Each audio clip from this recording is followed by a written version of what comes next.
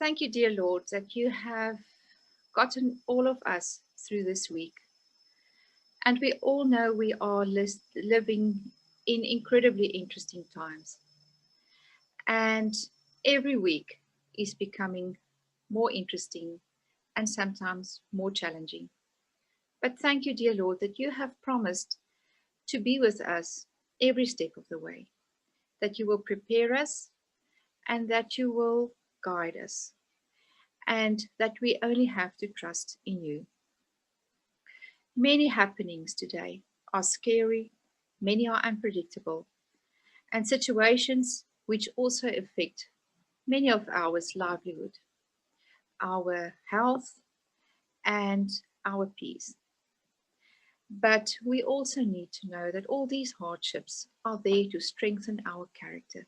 So, dear Lord, help us also to rejoice in all these challenges so that we can strengthen our character to be more like you, so that we can be ready to stand in that day and to be ready for your day. Thank you, dear Lord, for the Sabbath that has just started.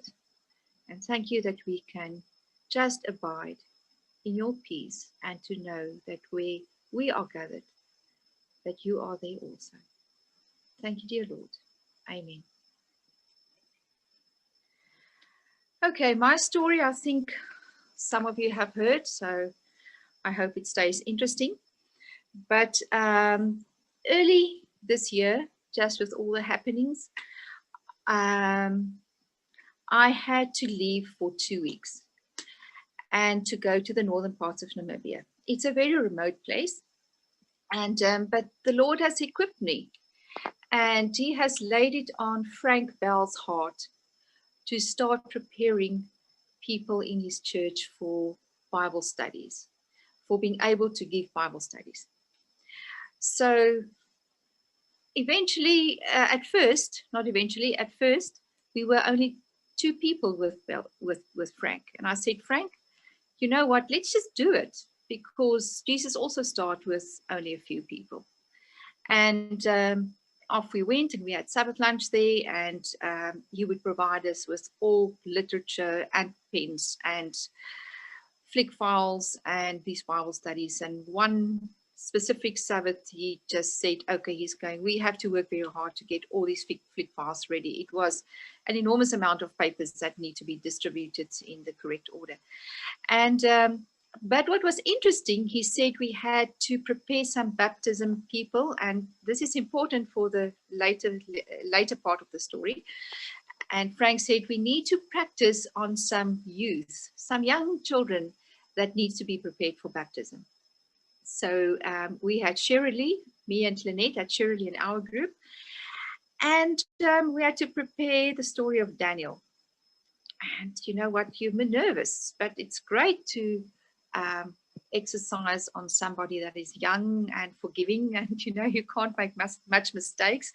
You can just wiggle yourself through with young people. And as we did this Bible study group, me and Lynette with Shirley, and she was quite clever, she understood it quickly, and I thought, you know, what is a big issue of giving a Bible study? That's actually my first time that I gave a formal Bible study. And I thought, you know, I can do this. It was great doing it. It was good that you could see she could grasp it. So, and as I learned that I'm off for Namibia, and I had to pack, and I threw in my Bible, and I threw in the pack of Bible studies and some other books. And as we arrived there, obviously, as we know, the lockdown was on us, and the 2 weeks became not just 2 weeks. So, and I was stuck there, and the church also prayed for me, for us to be able to come back, but nothing much. I soon realized my prayers are not going to be answered like that. So then I said, okay, Lord, I'm stuck here. It is incredibly hot. The mosquitoes are everywhere. I mean, it is so hot. You take cold showers and you wet your sheets at night to be able to sleep. But God always gives a cool breeze late in the night, and then it's actually quite nice. But it's desert, only with a big Kunene River running through, infested with crocodiles. So you can only just look at the water. swimming is something that's only for those who have enough water to put in a pool. Anyway, so there I was stuck, and I said, please, Lord, help me to understand why I'm here. And it was like this thought crossed my mind. And he said, but you know what? You're complaining that you are hot. The mosquitoes are biting you. There's snakes at night. Very, very dangerous snakes that come out at night. We killed one just about in that week, which went into our lounge chair. And so it's a lot of stuff. And then there's not a church there. And the Lord said to me, as I perceived it, but I have hanged on a cross for you and for sinners. And can't you just bear this heat for my people that haven't heard this message yet? And I said, okay, Lord, I can do that. And it's not long after that, it's that my housekeeping lady that works for me there, her name is Lisa. And she came to me, she said, they are very worried. They can see things are happening. She's a Christian, but from another denomination. And she and her daughter, they are very worried about what's going on in the world now. And the daughter's worried that she's not baptized yet. And she asked me, can't I help them to get baptized? Remember, there's not a church there. And I said, you know, I can keep your Bible studies. I can't baptize you, but I will be able to organize somebody to baptize you. But I think we need to do some Bible studies first. And they said, no, they're all into it. So there, Frank's Bible studies came handy, and I started with some Bible studies. And it was easy, like 8 people who attended the Bible studies. And they enjoyed it. But soon I realized I only have 2 Bibles. The one Bible I divided in different pieces and gave everybody a piece of the Bible and said, there's something for you, and one I kept for me. And I realized I don't have a church. So the first Sabbath was approaching, and there was no ways that I could do Sabbath at the premises where we are living. I had to make a plan. And then I was thinking about a river, a fountain that ran out of the desert mountain. It gushes out of the mountain, makes a beautiful river. And there's a cave. And I decided, you know what, the cave will help us through the day because you need shade. And then it's a great place for privacy and the water. And the children can do some pathfinders there, and we can do Bible study and church there. And off I went with just a boombox, you know, digital boombox, and some songs that I've offloaded and some hymnals. So that we started singing next to the river. And when I did, and that's when I did some power pack Bible studies. I didn't have internet, so I couldn't offload much.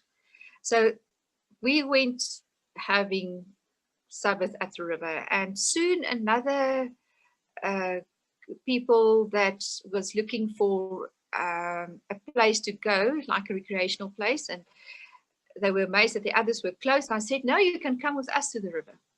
So all of a sudden we had like a big congregation in this desert river, and it's a very remote river. You only can get there when you have a 4x4 vehicle. So you seldom see people there. And it wasn't long after that when we started progressing with the Bible studies, we got to the Sabbath, and we got to the state of the dead, and everything made so much sense with people. And they said they can see what I mean. They think they need to be baptized. And it was now already into hard lockdown, and I got hold of the conference and a pastor, and I said, you know, we need to start getting the administrational stuff ready for people to be baptized. And this pastor said, yes, but we're going to baptize in 3 months' time. There will be a baptism date. And we couldn't understand that because, listen, the congregation these baptism candidates came from is from a congregation that say, you know, if you believe, you need to be baptized right now. So it was difficult for them to understand that. But the pastor just said, no, we need to have a specific day. The conference said with the lockdown and so, we can't baptize now. Eventually, I learned that the big reason actually is the quest for water. Now we take it as for granted that we have water, but the people in the desert doesn't. They have to go and fetch water from a well and pay for a vehicle to get the water to the premises where the baptism is, and prepare a bath or a drum or something for it. And as I learned that I was living at the river and the water, they decided that that would be a great place to have the baptism. So let me just see. Sorry. Yeah. Okay. And my other challenge was a church, because then I realized the place at the river wasn't enough anymore. I needed to get them connected to a Seventh-day Adventist church. So the next thing that I could do was getting into a region where there was Wi-Fi, so I can offload some of, and the Cami Ootman AWR Adventist World Radio series was very in very the talk about thing. So as I was able to go to a Wi-Fi place, it was in the little town Ruakana, where there's no Adventist church. So the only place that I could go to was a little village. You know, I'm talking about really a raw village. But the house was very neat on the inside. So you will have goats blaring on the outside, and you have a very neat little house. And I would pack Sabbath lunch, just simple lentils and some rice. And soon there were some hungry other men gathering there as well, and sitting through the sections and the readings and the video presentations that I had, and enjoying it, and obviously enjoying the Sabbath lunch after that so much more. But what my little congregation started realizing was the incredible peace that there is with the Sabbath. The one reason is that in Namibia, there's not Sundays anymore. There's 7-day working days. For domestic laborers, for shop workers, it is a 7-day working day week. And as I told the people that was working in our premises that Sabbath, people that are working for me are having off, and we are having church and a beautiful lunch.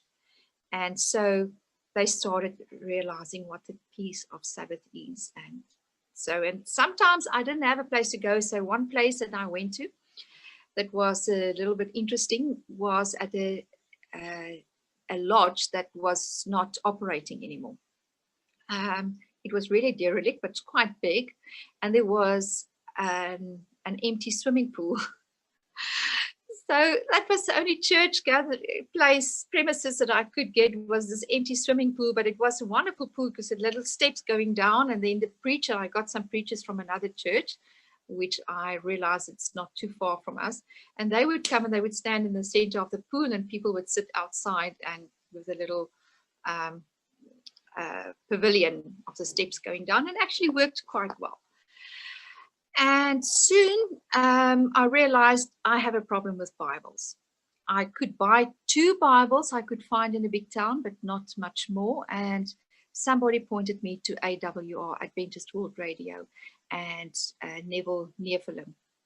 And I phoned him and he said, you know, I'm going to help you. And within 2 weeks, him and his wife drove like 600 kilometers with boxes and boxes of Bibles and Bible study aids. And it was just so incredible to have them there, and boxes of clothing as well. So it was absolutely great to be able to hand a Bible to people that come and started having Sabbath with us. Bear in mind, that was the first Sabbath keeping congregation ever in Ruakana. So that was history in the making. And it was just amazing to hand a Bible to somebody, and just think about it. Many of those people, they're wonderful people. They had for the first time a book of their own in their hands. The others would be school books, but the only books that they own are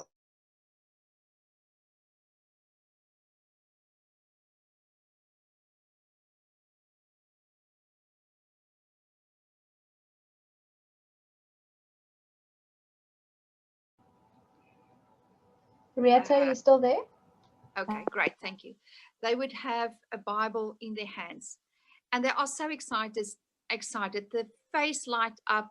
It is like pure joy that come with him. And I had like, I think 50 Bibles, maybe more. I didn't count them, that I could dish out. And it's not long after that I realized there was a little church 60 kilometers from us.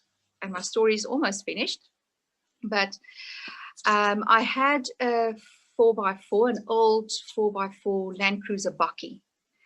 So where not many people own cars, only if you work for the government, and some very scant other people might have an old car. So I had a car, and you will see people, and they love dressing up for Sabbath. So we will have Sabbath sometimes in the village, sometimes in a swimming pool, not at the new other little church yet, but they will dress up. That's the dressing up for the day. And so dressed up and to the T, they will climb at the back of the bucky and packed like sardines. And then we will go up and with our Sabbath lunch with rice and lentils, just that, and we would drive off and have Sabbath. So this day we realized there's a church about 60 kilometers from us. And I phoned them, and they were very excited to expect us. But they didn't know this bucky load of people that will soon start clamoring out of and come and visit their church. But that was one of the highlights of my life, is as I met up with that church family. It is a little mud hut, and the church started under a big marula tree, which is obviously still there, and the mud hut, but now they've got a roof, a big a roof, and they're still in the process of building the walls. But the church itself, where the chairs are standing, is in just in dirt. There's no floor yet. So that day they were very proud. It was the first day that the church opened after the lockdown, and it was sanitizing, it was masks and everything. And they were just so excited to see us. Me and Carl, we are the only European people, and it was all the others are Wombos and Caprivians, and yeah, that is the collection of people there. And they don't speak the same language, so they have interpreters for the other language and sometimes for the English as well. And it was just so exciting to meet this family after, I think it was about 3 months of lockdown, that I didn't have contact with other Adventists. And soon this church, I realized, is an absolute backbone of that society. And I started going to church there, and then I realized I've got a very lively Pathfinders. And so I organized, I said, well, I've got place at the river and there's accommodation. So it wasn't long after that they decided to do a Pathfinders on our behalf, and they came, and there were like 20 people that arrived. Old people, young people, little ones, everybody was there. And my, can they do Pathfinders. They are singing all the time. They know the hymnals by heart. They harmonize incredibly beautiful. They don't have instruments. They only have their voices. And they have skids. They've got a skid for like almost every situation. And they know their skids. It's just the skids say the same, but with every Pathfinder, the actors are the different, and they make up their own dialogue. So they know the story, they make up their own dialogue. And it is so incredible to see that. And I could give everybody their Bible. It's a congregation, and only a few people own Bibles in that congregation. So we could give Bibles to the little ones. And yeah, and what I want to tell you is this week that was just past, they had another Pathfinder there, and they went up to the river where the cave was for the whole day, and they made an incredible video. I will post it on the church group, the whole long one, and please watch it. And they made this video. It's incredible. And and there's a little young person, his name is Debbie, with an incredible missionary heart. So where I thought, what was I going to do when I'm leaving? God was already preparing Debbie to take over. And Debbie cannot understand why he couldn't get into theology school in Zambia. But now he knows he's there for Ruakana. So he's going out of his way to organize his pathfinders, to go and fetch the people that was baptized out of where we live, because they don't have transport with me not being there anymore, to go and fetch them and make sure they come to church. He says they are the newborn babies. And that is Lisa and her two daughters that got baptized. And the day of the baptism, which happened just before I came back after 7 months, the baptism happened. And the pastor went through gate to take it to the river where we started our first Sabbaths for the first time. And it was incredible for those people to go to the river to be baptized. And I remember they can't swim. So for them, baptism is really like drowning. They also talk about that will be my deathbed. I'm going to die today. For them, it is real to go in a water grave. And because they don't know how it is to put your head inside the water. Some of them do, but the older generation don't really. And just one thing about the mission story that I want to conclude with is while we were there, I just realized there is a tribe they call the Himba tribe, and they are the unreached. They are listed as the unreached on this planet still. About 10 years ago, there was an Adventist missionary couple that went there 140 kilometers from where I live. And after 9 years, they could convert a Himba headman. And there's a little church there, but it's 140 kilometers hard dirt road from where I live. So I'm on the other side of the protectorate. And so I realized we need to start connecting with these people. And Lisa, the one that was baptized, she can talk their language. So we went there and started connecting with them, and they're absolutely lovely people.